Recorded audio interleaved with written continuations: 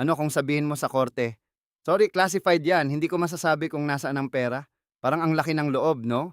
Well, that's basically what prosecutors are pushing back on right now. And it's a bigger deal than you think. Kaya nandito tayo. Vice President Sara Duterte is now formally facing charges in court. And hindi biro yung listahan.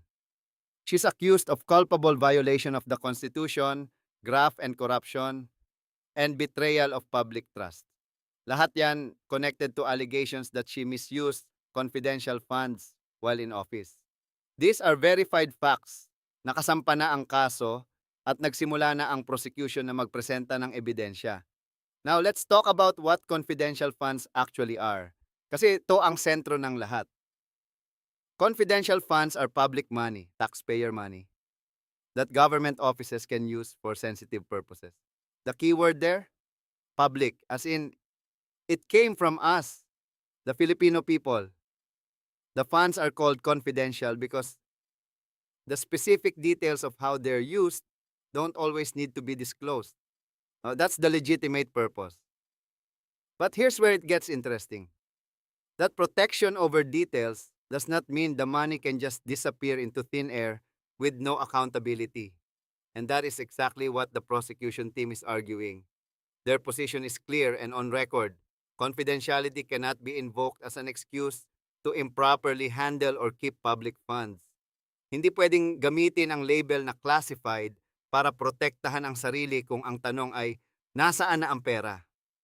The prosecution has already started laying out their evidence in court. So this isn't just talk anymore. It's moving. Now, a view with real support and one that makes a lot of sense is that this case hinges on a pretty important distinction. Yes, confidentiality protects information, but it was never designed to protect people. If public money moved in the wrong direction, prosecutors argue, the classification of those funds doesn't shield anyone from accountability. Malaki yung pagkakaiba ng dalawa yon. Think about what that actually means. If the logic of it's confidential were accepted as a complete defense, then any government official could potentially misuse funds and just invoke secrecy as a shield. That's not transparency. That's a loophole the size of a jeepney. And the prosecution clearly isn't letting that slide. We should be honest. The specific details of how the funds were allegedly used aren't fully public yet. The evidence phase is just beginning, so there's more story to come. But the legal framework being set up by prosecutors, that's already on the table.